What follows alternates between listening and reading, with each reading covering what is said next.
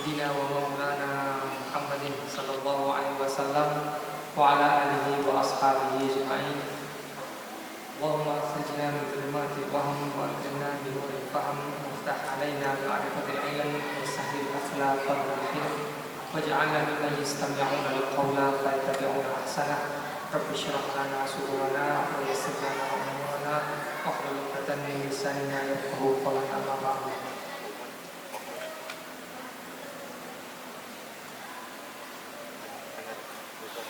Jamaah Masjid Ukhuwah Islamiyah Universitas Indonesia, materi kali ini mempertahankan akidah di era scrolling di dunia digital. Bahasanya itu untuk fatwa anti scrolling. Hadirin hadirat yang dirahmati Allah, biasanya yang dipermasalahkan dari dunia digital itu adalah infinity scroll. Infinity scroll itu adalah scrolling yang tidak punya batas. Jadi orang kalau sudah mengakses aplikasi digital itu 10 menit tidak terasa, 15 menit tidak terasa, 21 jam, 1 jam setengah tidak terasa, tahu-tahu sudah maghrib. Maka ini aktivitas yang biasanya dilakukan karena menurut penelitian di bulan Ramadan aktivitas orang untuk mengakses digital penggunaan kuota itu meningkat menurut penelitian dari Telkomsel. Artinya umat muslim atau umat di Indonesia ini di bulan Ramadan penggunaan kuota internetnya lebih dibanding bulan-bulan yang lain. Tentu ini bagi provider merupakan sebuah keuntungan bagi provider. Tapi apakah menjadi jamaah yang menjadi keuntungan atau tidak? Nah, di sini pertaruhan. Yang perlu kita syukuri adalah di bulan Ramadan akses-akses atau aplikasi-aplikasi keislaman itu juga lebih dipakai. Berarti kuota-kuota yang tadi digunakan untuk aplikasi keislaman. Tapi kan tidak semuanya seperti itu. Inilah yang menjadi masalah. Kata-kata scrolling ya, atau infinity scroll sebenarnya adalah scroll itu naik turun ketika kita memasuki aplikasi web. Fungsinya sebenarnya di aplikasi digital itu untuk mengakses informasi, tapi dalam titik tertentu semakin lama aksesnya, semakin turun ketajamannya. Menjadi sebuah menjadi sebuah sunatullah. Kalau kuantitas itu meningkat, biasanya kualitas menurun. Maka begitu pula dengan mengakses dunia informasi digital, entah itu dari aplikasi YouTube ataupun aplikasi informasi ya seperti media online ya seperti kita sebut Detik, Kompas dan sebagainya, Republika, itu saya jamin semakin lama kita akses itu yang kita baca hanya judulnya saja, nggak isi. Nah, di sini ada masalah. Dalam titik tertentu pembacaan kita yang awalnya kalau orang baca satu berita itu baca beritanya utuh. Tapi ketika mulai baca 4, 5, 6, 7 itu yang dibaca adalah judulnya saja. Sayangnya ketika orang membaca judulnya saja itu sudah menyimpulkan isinya. Misalnya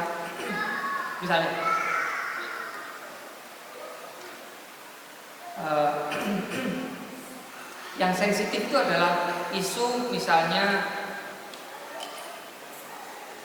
ada seseorang yang tertangkap OTT korupsi.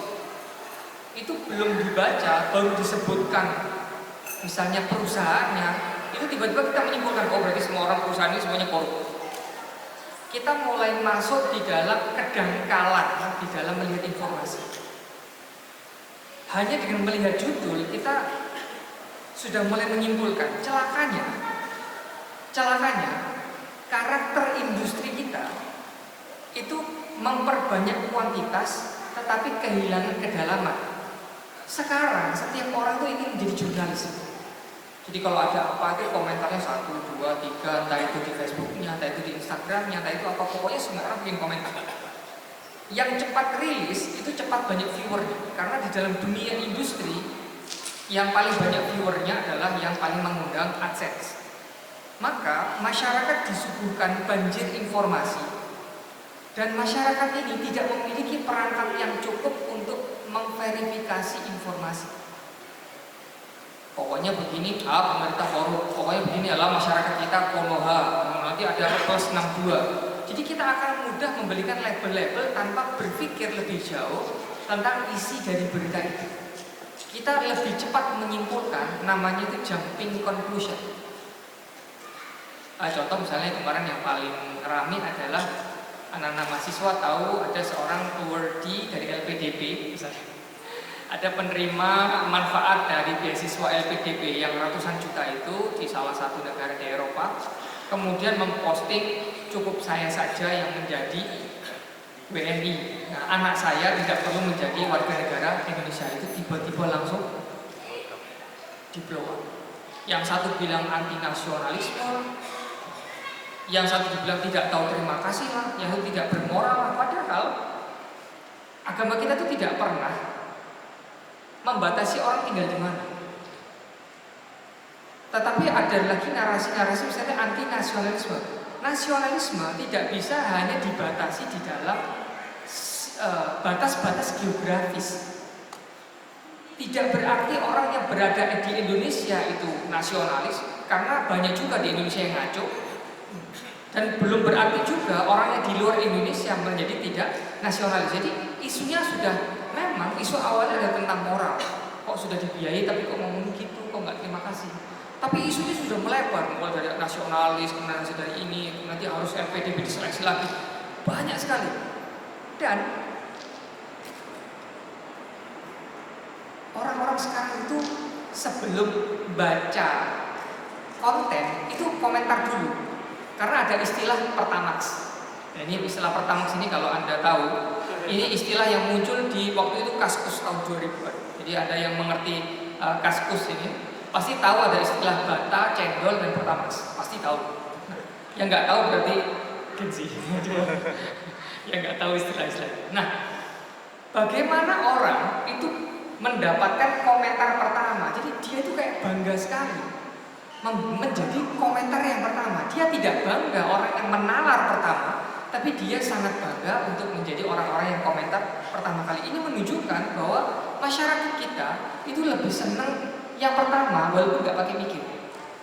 Lah, dengan era yang scrolling, komentar yang sangat impulsif seperti ini, pertanyaannya adalah apakah ini membahayakan akidah betul?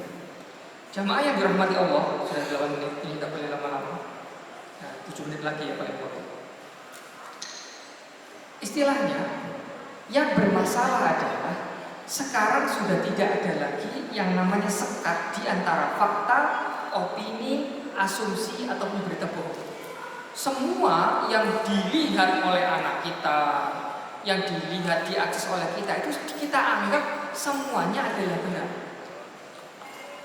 Nah, seolah-olah kita ini nggak punya perangkat untuk memfilter berita itu. Semuanya kita telan tanpa dikupas kulitnya secara mendalam. Termasuk anak-anak saya sudah bingung ditanya. Ya ini aku pingin mainan seperti ini. Mainan itu mungkin adanya di belahan dunia sebelah sana. Kemudian dia melihat konten seperti ini kontennya benar apa tidak ya? Enggak, itu konten cuma gaya-gayaan aja, itu konten hanya untuk seru-seruan aja. Lah, dari sini apa yang membahayakan akidah bahwa semua yang disuguhkan di dunia digital belum tentu sesuai dengan syariat Nabi besar Muhammad SAW. Kalau dulu Nabi mengajarkan sedekah itu dengan tangan kanan, tangan kiri tidak melihat. Kalau sekarang sedekah itu pakai tangan kanan, tapi tangan kiri sedang memvideokan. Nah, ini menjadi mendidik orang-orang itu untuk semuanya kayak harus divideokan, semuanya kayak harus ditampilkan di media sosial. alasannya dalilnya begini. Orang-orang yang buruk saja berani terang-terangan di media sosial, kenapa yang baik-baik tidak mengisi? Karena khawatir nanti keburukan mendominasi dunia digital, tapi akhirnya kita menjadi orang yang sedikit narsis misalnya, ya pingin diketahui seperti orang, bahkan diam-diam kita menginginkan jempol, like, dan itu menunjukkan bahwa setiap orang tidak cukup dengan validasi Allah, tapi harus dengan validasi manusia. Inilah yang mengganggu kita. Kita dulu dididik oleh agama kita bahwa berbuat baik itu karena kita baik, bukan karena disetir oleh situasi sosial, apalagi like dan subscribe. Tapi dunia digital saat ini itu sangat menginginkan validasi dari manusia. Ini yang membuat orang-orang malas untuk berbuat baik kalau tidak divideokan. Mulai dari bukber itu juga vlog, bahkan habis ngaji sama Ustaz Muhammad Nurdin tadi juga ada vlognya sedikit-sedikit. Nah itu memang dua dunianya, tapi masalahnya dampaknya adalah ini mengubah cara pandang kita terhadap kehidupan beragama kita menjadi seorang muslim. Jamaah yang dirahmati Allah, yang kedua adalah ada sebuah istilah kebohongan yang diulang-ulang akan dianggap sebagai kebenaran general, disebut dengan general truth. Saya berada di dalam negara Suriah waktu itu. Saya tinggal mulai dari Suriah itu aman sampai bom meledak pertama kali di ibu kota. Jadi saya masih merasakan ledakannya waktu itu. Saat itu saya melihat betul bahwa kebohongan yang diumbar di media-media dunia itu akan menjadi kenyataan. Waktu itu demo, cerita saya di ibu kota nggak ada demo, tapi setiap jam itu dikatakan Syria demo, padahal ini di daerah mana? Saya masih bisa makan enak, tidur nyenyak, tetapi karena ini digempurkan terus, maka itu mengubah atau membuka emosi seluruh warga untuk ikut berdemo karena mulai tersulut emosinya. Nah, dari sini inilah tantangan di dunia digital. Ketika semua masalahnya adalah scrolling itu kan kita tidak menjadi pelaku, tapi kita hanya menjadi konsumsi. Kita hanya pengkonsumsi, kita tidak produksi video. Jadi kita dikasih video yang kita terima, apa yang kita terima itu ya baik itu lucu-lucuan atau tidak lucu-lucuan, itu semuanya sudah tiba-tiba kita anggap sebagai hal yang lumrah. Itulah masalahnya kita di dunia saat ini. Dampak yang kita rasakan sekarang adalah orang berbicara itu yang dangkal-dangkal, tidak mau berbicara yang dalam-dalam. Yang terjadi adalah kita akan cukup puas dengan apa yang kita dengar sekali, dan orang akan cukup puas dengan menyebarkan berita yang dia terima, entah itu benar atau tidak.